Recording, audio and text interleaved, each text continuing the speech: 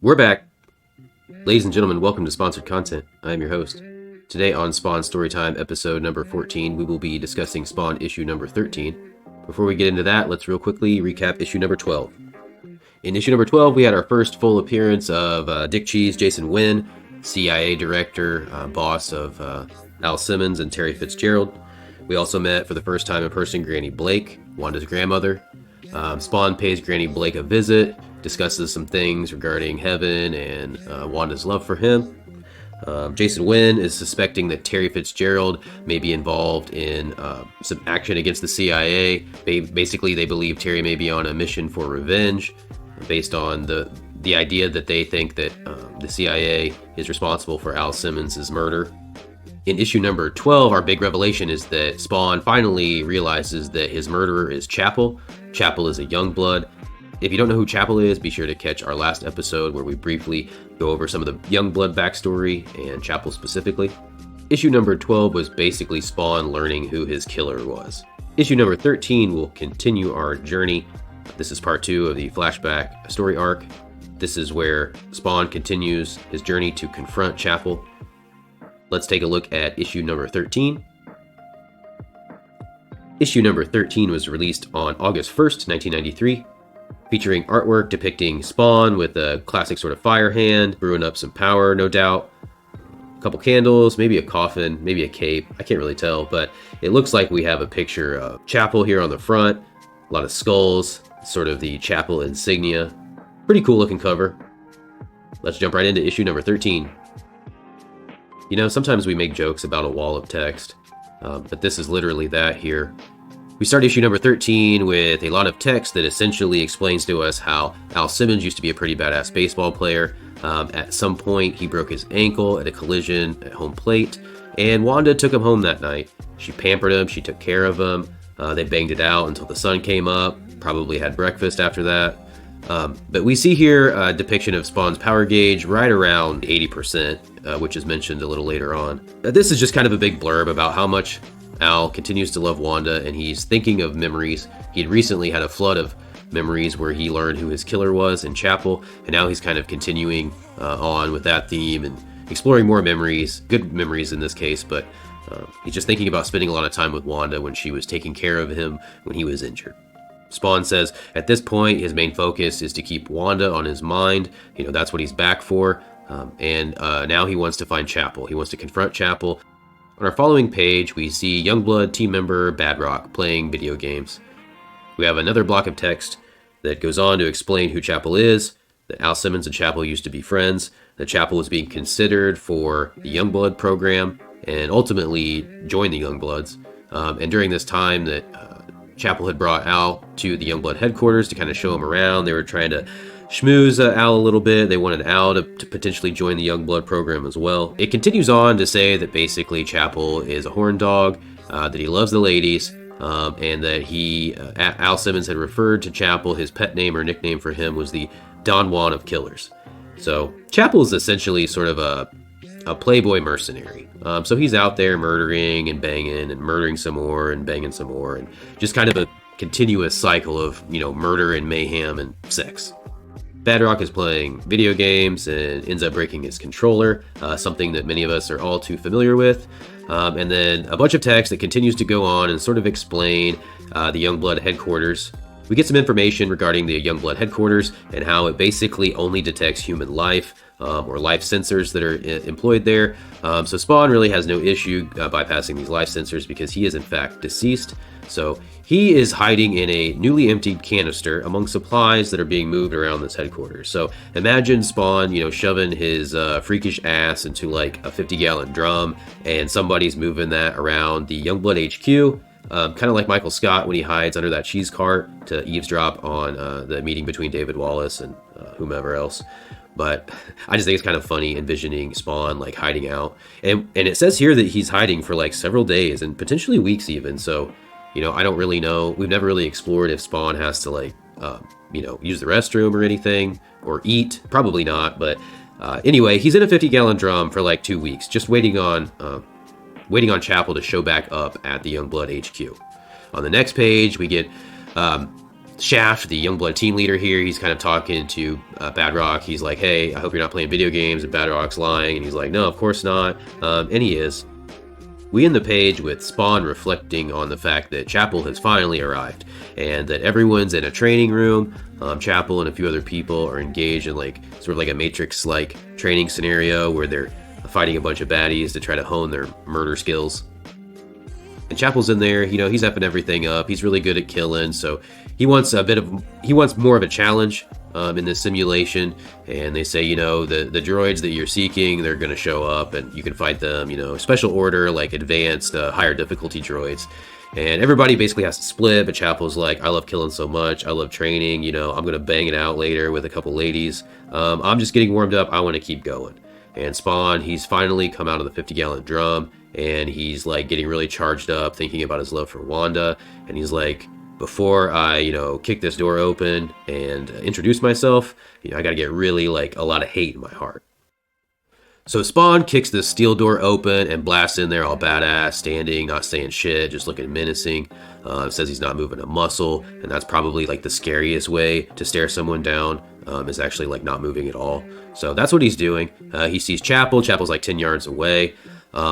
Everybody's like kind of concerned that Spawn's just entered their training room. The other team members like Shaft and Die Hard, and so they're like, look, you come any closer and we're gonna have a throwdown. And Spawn's like, make your move. So Badrock jumps in. He's kind of like childish. So he's like, yo, dudes, what's up? I'm here now. There was an alarm maybe. I know I'm supposed to be on security duty, but I was, playing video games. And then he sees Spawn and he thinks he's like a new recruit. So he's like, hey, bro, what's up? You look pretty cool. I like your cape. It's drawn really well. And then Spawn, he whips himself into this sort of like mystical frenzy, and he's looking kind of like Dracula, where he's like kind of morphing, into something. He's basically setting up a big fat teleport, and he uses a ton of his energy. There's no other choice, and he's gone. The Youngblood team members are kind of looking on like, damn, that was pretty sweet. We don't see a lot of that action over here. Badrock's like, yo, dudes, as soon as you're done being impressed with all this, Chapel's gone. So I believe this is the first time that we see Spawn. He uses his teleportation to actually grab someone else and teleport someone else along with him.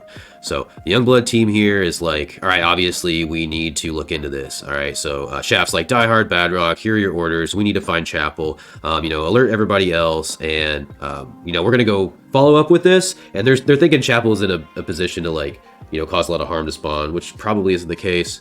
But they're thinking, when we finally get to him, Chapel might be just, standing over Spawn's dead body smiling. Next up, Terry Fitzgerald.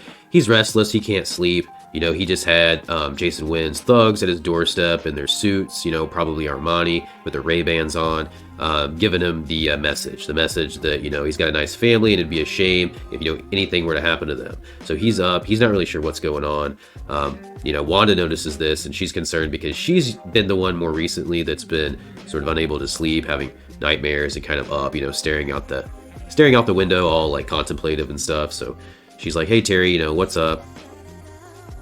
Terry thinks, he really can't get into this right now with Wanda because he's not even sure about the details or, to the extent of what harm, may be coming their way.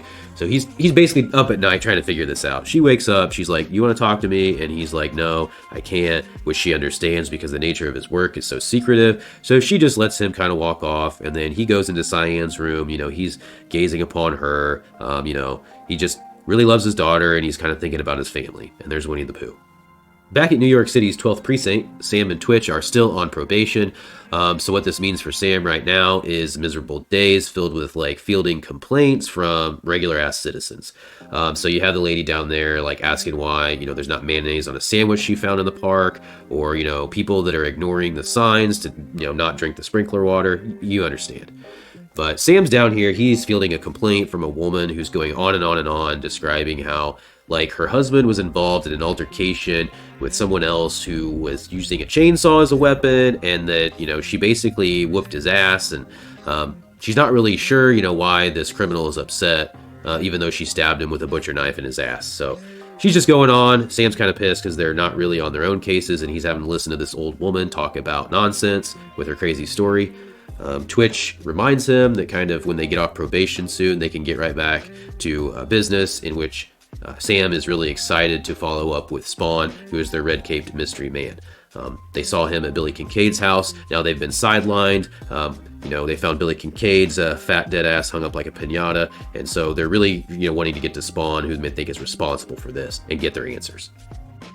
Spawn teleports Chapel 8,000 miles from the Youngblood headquarters to Botswana, and then it takes a couple minutes for them to kind of come to after the teleportation, which we know sucks. So they're kind of, laying around puking and, doing whatever they need to kind of get ready for their fight. Spawn and Chapel start to square off with Chapel asking, where the hell are we? And Spawn's like, you don't remember this place? Surely it has some significance. Chapel's like, dude, I don't remember shit. I don't care. Like, I will fight anyone, anywhere, and I don't even pay attention to where I am. Spawn's basically like, that's no surprise. You don't care about anyone. You don't care about any place or anything. So he's like, all you really want to do is kill. And Chapel's like, you don't know me. You don't know a goddamn thing about me. If we're going to fight, let's effing do it. And Spawn's like, you're goddamn right, we're gonna fight. Like, that's the whole reason I brought you here. So Spawn, he rips off his cape again, thinking still that's kind of getting in his way. He's trying out the sleek approach. So him and Chapel start to fight here, and Spawn's just kind of pissed because he's trying to remind Chapel, it's very important to Spawn for Chapel to know that this is Al Simmons, right? Because he's here for vengeance and he's here for revenge. So he's like, look, you piece of shit, I need you to remember who I am. Spawn rips off his mask and he does another one of his, take a good look at my face, maybe take a picture, it'll last longer, get a wallet size, keep it with you at all times. And Spawn says, I thought we were the same, that we were basically fighting for our country, but I don't slaughter my friends. And Chapel, he's fine with slaughtering his homies. So Spawn's like, I should never have trusted you. And Chapel is like, if I killed you, it was probably worth it. I'm glad I did it. And Spawn, he's still trying to get Chapel to recall who he is. So he's like, you haven't changed at all. You think you're Don Juan of killers. And in this moment, Chapel realizes who this is. On the next page, we see a blood-splattered flashback with Chapel in Jason Wynn's office. Chapel is now having a flood of memories when his boss, Jason Wynn, had given him an assignment in Botswana, where Spawn had just teleported Chapel. Basically, he's there to kill Al Simmons. So in this page, we learn that Jason Wynn, the evil son of a bitch, he is the one that ordered Chapel to kill Al Simmons. Chapel being such a great soldier, following orders, just like Al Simmons, they're pretty much one and the same. But Chapel goes up to Al in Botswana and he fries his brains to a crisp using a laser pack weapon of sorts. And his assignment is complete. Al Simmons is dead. He gets blasted right in the face. For our newscast, just to get through this a little bit quicker, we're now going to refer to them as Lady, Beard, and Pencil Neck. We noticed that the newscast is from 1987 and not our current present day. Lady says, government officials confirmed, that there's casualties in this war between, U.S. and Botswana, forces. These casualties include Lieutenant Colonel Al Simmons. So we're getting a bit of a recap of the, press release around the time in 1987 that Al Simmons was killed. And now we know by whom, by Chapel. But basically this is sort of the news release regarding the government cover-up. It says, Al died defending his nation, that they're looking into it, and basically that the work that Al was involved in, you're just never going to get any answers from this situation. Beard says, I'm pissed, and we've lost a lot of soldiers in this conflict, but, the government picks out just one person as a glowing example of, truth, justice, and the American way. So he's like, what about all the other dead soldiers? What's going on here? Maybe I'm a cynic, yada, yada, yada. And he's just kind of, criticizing the president for probably our situation to be involved in this conflict to begin with, and certainly the way that the aftermath is being handled now. Pencil Neck goes on to explain how Al Simmons was one of the sexiest men alive, voted by People magazine, and how popular he has been, and, he's super charismatic. And we sort of gather from Pencil Neck that Al Simmons is almost like a Bruce Wayne, or he's just sort of like a really famous, sexy, maybe not wealthy, but like maybe powerful person. But Pencil Neck kind of goes on to say that basically that he was like caught in the line of fire. But he just continues on, talking about how awesome Al Simmons is from the perspective of like fashion and entertainment and Hollywood. Even after Spawn is called Chapel, Don Juan, he's still not really sure that this is real. So, he's punching Spawn in the face, and he says, basically one of the villains in the greater Youngblood universe is probably messing with Chapel, and sort of this depiction of Spawn is all an illusion. That he killed Al, he sent him to hell, like there's really no way that Al could be back in any form. And Spawn's like, you really don't understand what's going on. Like, I'm not all the way dead, I'm just a little dead, and now I'm back to kick your ass. Chapel says, yeah, maybe it's you, maybe it's not. You are bitching quite a bit and like kind of being annoying and whiny. And so that does seem like you from what I remember. You're the kind of the goody two shoes and whatever. But he's like, and here we learn, I guess, that this injection that Chapel had been taking, that it kind of made him real, beefed up and like, this crazy physique, that it actually contained a remotely activated strain of HIV. And so if you want to get into that, certainly explore that storyline further. But basically, Al did not take these injections because he was trying to have a baby with Wanda. And so, he kind of avoided that situation. Chapel's probably pretty shitty about that overall, I guess. But Chapel says, look, I killed you once before and I can do it again. And Spawn says, I don't know if you are aware that I just teleported you here and that I'm telling you that I am back from the dead. You're sitting here saying you're going to kill me. I don't think that's going to be the case, so that they start to tussle again. Spawn says, I hate you. You're a big piece of shit. You're causing me all these problems. I'm kind of redirecting my anger at you now and not like Malebolgia or even Jason Wynn or not even Terry, for banging my wife so much. But Chapel, he wants to end Chapel, but he knows that actually allowing Chapel to live and suffer is going to be a better punishment. So Spawn works up yet again another power hand here of the blue variety. Spawn's on top of Chapel now, standing over him, yelling, you stole everything I cherished, everything I loved. It's time for me to even the score. He's working up this just absolutely massive blue power hand now, and he's sort of transferring it to Chapel's face. We see Chapel scream in agony. Spawn says, here's your tracking device that I removed earlier. Your friends can find you now. So Spawn walks away, leaving him, saying, he wants to see how tough he really is. We see Badrock and maybe Shaft. They show up 8 hours later and they're like, yo, Chapel, you okay? What happened, man? And they're like, yo, get the first aid. Chapel, what's up? Where's that caped guy? How did you even get here? What did he say? And then we see Chapel, nothing. And we see that Spawn has scalped Chapel's face off, removing his face skin, leaving him permanently scarred, looking like a skull face without the makeup. Certainly this will impact Chapel's love life. I think that's what Spawn's intention was. But yeah, we see this awesome shot of Chapel here with his face ripped off, just looking really pissed off. And next we will return to the Violator. Violator has been absent for a while now.